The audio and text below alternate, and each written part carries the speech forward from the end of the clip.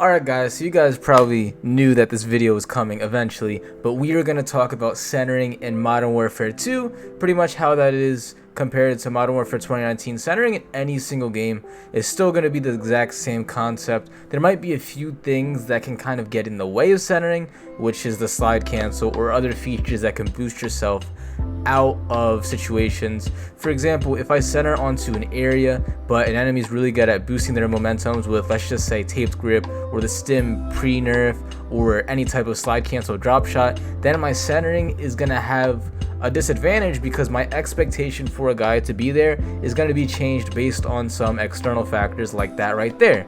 So there is going to be things in this game that is going to mess with the centering for a little bit. One of those things is dolphin diving, like they did add. So if you dolphin dive out of a corner and I'm centering expecting you to be there, then it is going to throw me a little bit off in that aspect. A few other things too that we're still going to be able to find more things about as we watch the game, as we play the game, and things like that. But we're just going to see some centering in this game, why it's still really important like it's always been, and one of the best centers in the game that I believe, which is Dial's Biffle.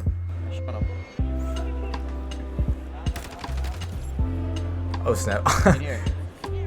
Alright, so I didn't really see I just skipped the part where it says you got a kill right here, but apparently he downs this guy a little bit earlier. So I guess we're gonna back up and see more of the context of this right here.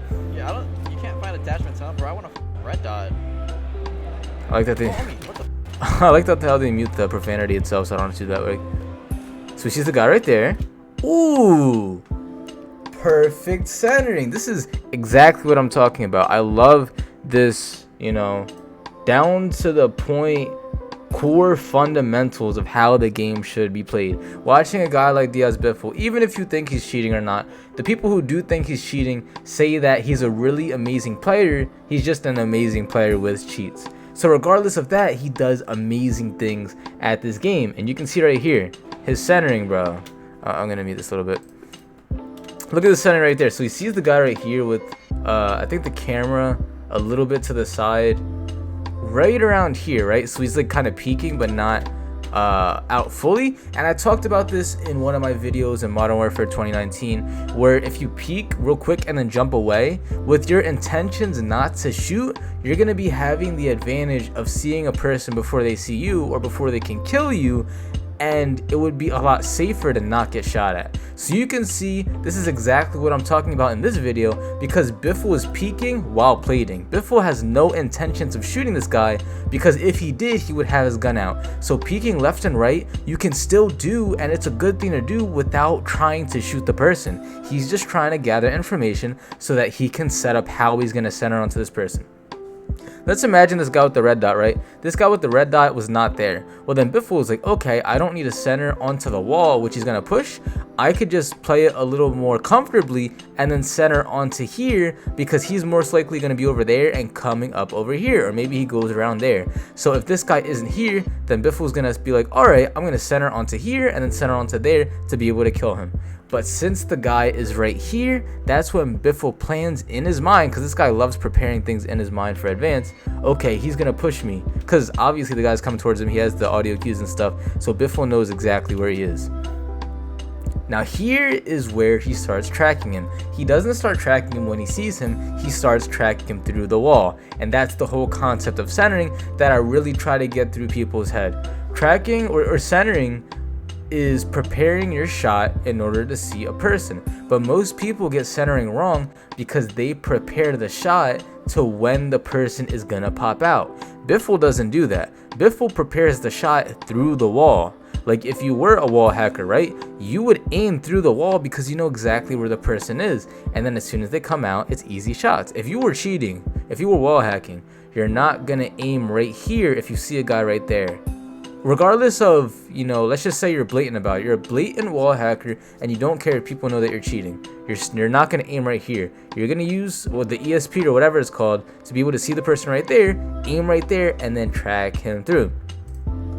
So that's exactly what Biffle does. Biffle doesn't aim right here. He's aiming over here, and then he aims right here, because he uses the audio cue. So like I said, audio cue. If he had no audio cue, if he had dead silence, then it could be pretty reasonable to say Biffle is cheating because Biffle wouldn't have any audio cues. But if you hear this, you can hear the guy running. Actually, let me unmute this. So we're gonna do this again. You could hear it. Maybe I need to turn the volume up a little bit. It's very faint, but since Biffle was playing in the game, he obviously has the sound a lot higher. So you can hear him run up here. It's super hard to hear, and I do think the footsteps are a lot quieter in Modern Warfare 2 compared to 2019. Because if it was 2019, I would have heard him a lot easier than that. But you do have to listen really closely to be able to hear that. So it is there, but it is pretty hard to hear. One more time.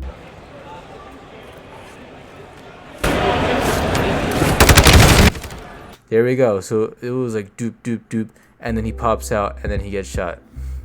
So back to explaining how Diaz Biffle can use the hearing and the context clues of him being there to be able to center the right way. Now we're gonna see how he positioned his crosshair.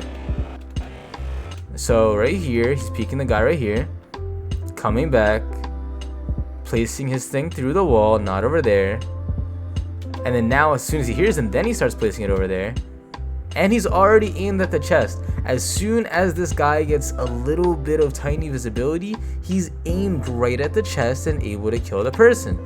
I am pretty sure that he hits all chest shots or headshots here without even knowing how many shots that he hit or where that he hit it at. I know that he hits all chest shots or headshots because his centering is just so good. So we're pausing a little bit by little bit. And look, you can see that's already aimed high. I think he missed that shot, but you can see that his reticle is still at the chest level. So hit right there, hit right there, hit right there. All chest shots and possibly headshots. Nothing lower than that. And then he downs him. And even over here, it's kind of interesting too, because he never stops his centering. He is a down player. He poses no threat to Diaz Biffle unless he has a self-revive or his teammates come for him. But he still centers on him through the wall. Let me look at that again. He centers through the wall right here. So he's like, before he sees him, he's using the smoothness. And I kind of talked about this too, about my mouse video, right? About controller versus mouse, about how mouse players could actually have a harder time in this game because they have snappy movement compared to the controller's smoothness. And his smoothness lines up to make the centering perfectly right there. And then he's able to kill a guy. Even though he's down, he's able to hit almost every single shot right there on that guy.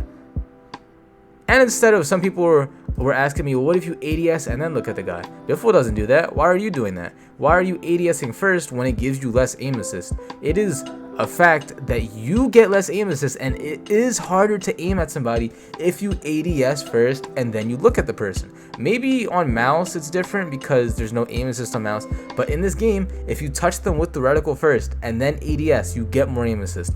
Biffle touches him with the reticle right here and then ADSs. Kills him right there, hits pretty much every single shot on a down player, and the target is a lot smaller than up close. We go back a little bit to the kill I was talking about. Hip fire first and then ADS. I tell you guys, he knows he's gonna be right here, right? He knows that he's gonna be behind this wall. So why isn't Biffle ADS? Oh, because he's close range. Well, if he ADSs, he'll get zero chance for the bullet to go anywhere except the reticle. But if you hip fire, it has, where is it? It has like, dang it, I just passed it. Can I put it like a little bit slower? Yeah, I'll put it a little bit slower.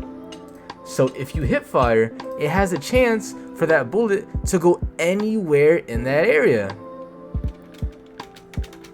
Almost have it. There it goes. This wide area right here. The bullet can go anywhere in that area.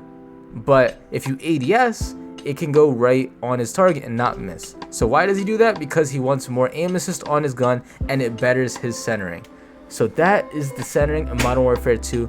Biffle using it right here. Just one kill. I just explained one kill out of the whole 50 minutes he's been playing this game, and I've got so much information and so many minor details that most people don't know just by one clip alone. Biffle does so many things right just for one clip, and centering is still going to be an amazing thing in this game, and that's why Biffle is still going to be an amazing player in Modern Warfare 2. And hopefully this centering, or the exposing of how centering works, is going to help you guys get a lot better in this game.